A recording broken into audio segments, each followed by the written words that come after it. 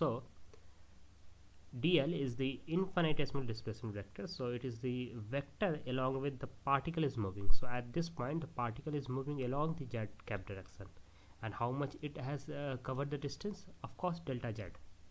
So dl in this case is going to be dz z cap direction. Okay,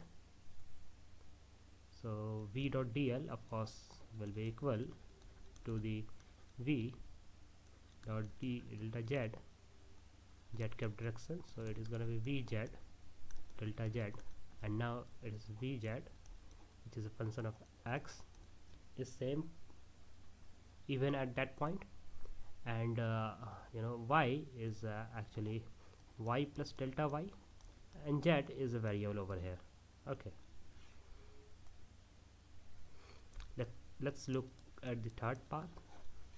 If we look at the third path actually, so the infinitesimal displacement vector is obviously that is equal to the delta y, but this case we have it is moving in the negative y direction. So dl will be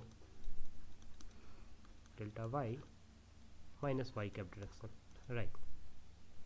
Now v dot dl is then equal to the minus v of y delta y, but here this minus v of y as a function of x of course, and y is a variable over here, so y prime comma, and now in this case the value of z is not normal z, it is z plus delta z, right? Because at that path the value of z is obviously z plus delta z, z plus delta z. Okay,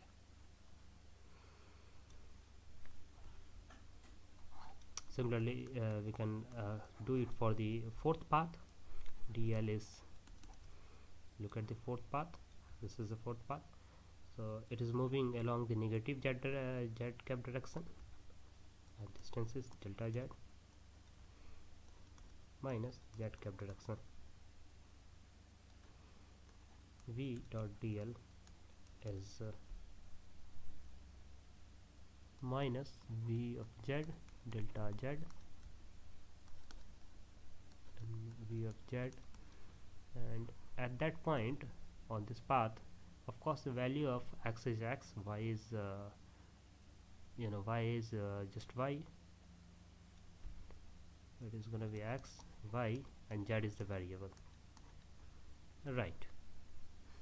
So what is the summation of all these things? So the total line integral will give the summation of 1 plus 2 plus 3 plus 4.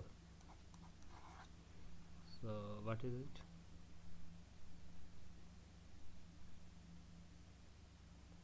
Okay, I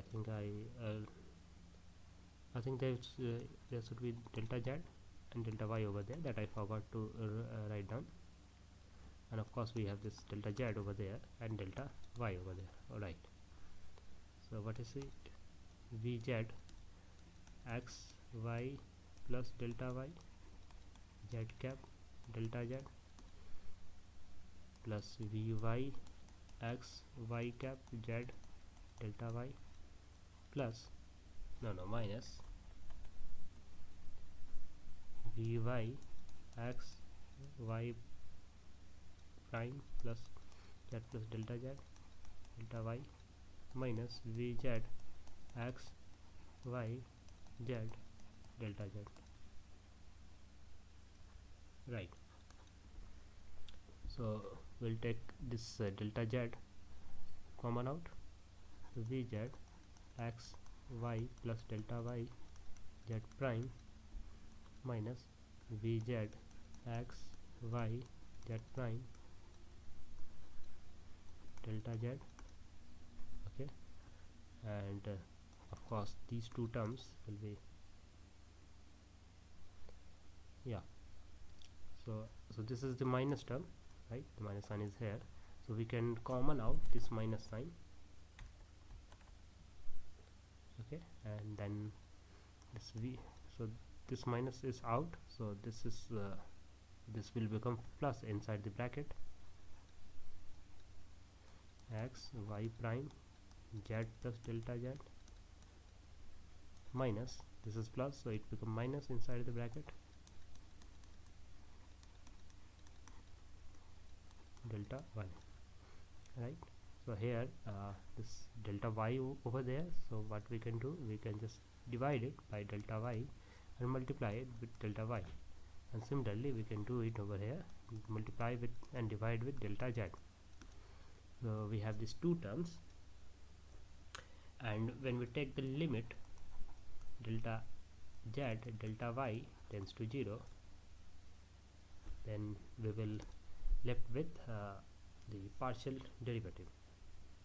Okay, so the partial derivative of vz with respect to y,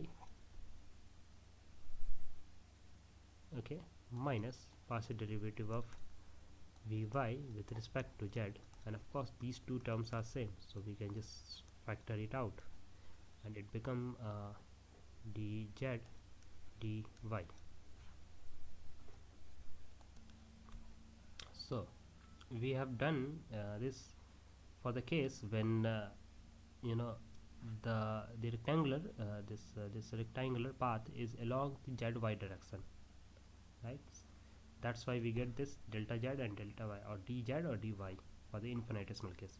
Now we will do again the same calculation, right, but not for the zy plane but for the zx plane. So this is gonna be the path, right? And of course when we do this, and you can do on your own, I'm not going to do it, you know, you can always do in the same way that I have done in the above case. So of course we can just first of all define a direction along with this this integral, the line integral is going, and name it or divide it into the different paths.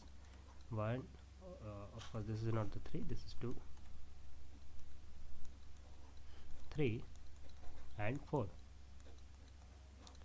and you know, that's taking the line integral along all of this path and then sum out of all of this. So again what we will left is you can try on your own, and what you will find, you will get the equation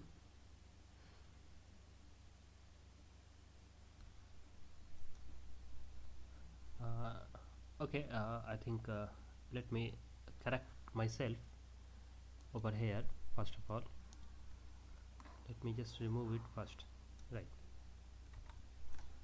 Okay, so let's first of all, before going further, let me tell you something. So of course we have you know, what I have to tell you, that the direction along with this path is going is very very important.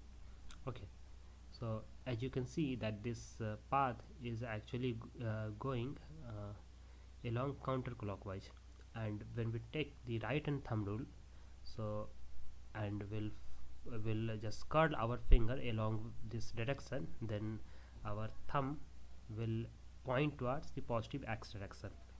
So area vector for that case is delta y times delta z pointing in positive x direction, and of course we got this area.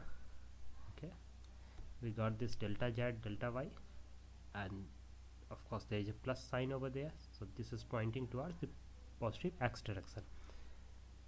Similarly, if we take